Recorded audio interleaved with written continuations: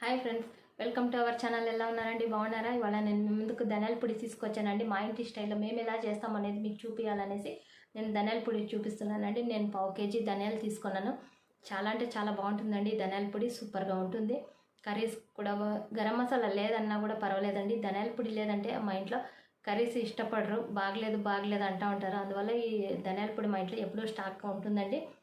ఒకసారి మీరు సాంబార్ పొడి లేదన్నా కూడా ధనియాల పొడి వేసి చేయండి, చాలా బాగుంటుంది. మేము బేల పులుసు అని చేస్తామండి. ఆ బేల పులుసు కంపల్సరీ ధనియాల పొడి కావాల్సిందే మాకు.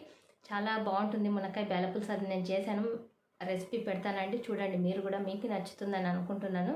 డబల్ టేస్ట్ ఉంటుంది. పొడి లేదంటే టేస్టే ఉండదు అసలు. అది మెయిన్. వేరే పొడి ఏది అవసరం లేదండి. ధనియాల పొడితో మాత్రమే మేము ఆ బేల పులుసు అనేది చేస్తాము.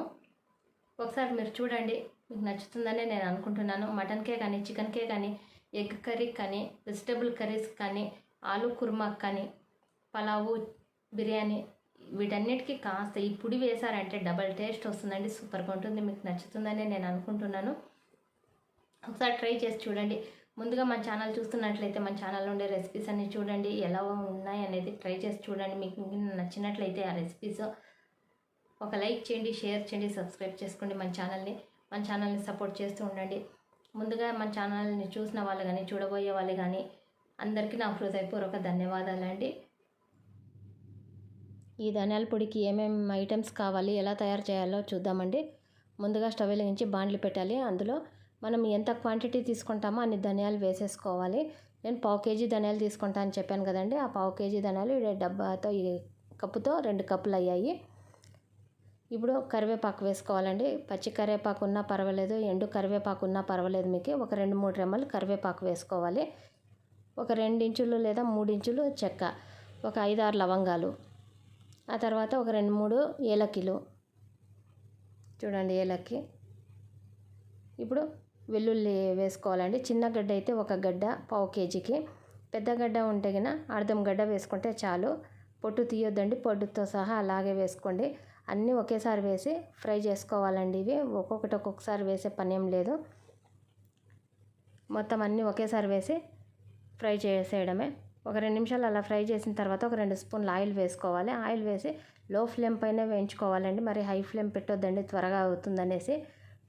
మాడిపోయాయంటే ధనియాలు అసలు మొత్తం పాడైపోతుంది టేస్ట్.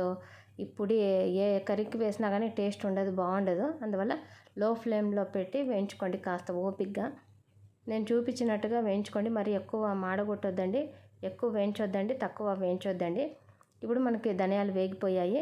చల్లార్చుకుందాము. చల్లారిన ధనియాలని ఇలా మిక్సీ జార్లో వేసి గ్రైండ్ చేసేసుకోవడమేనండి.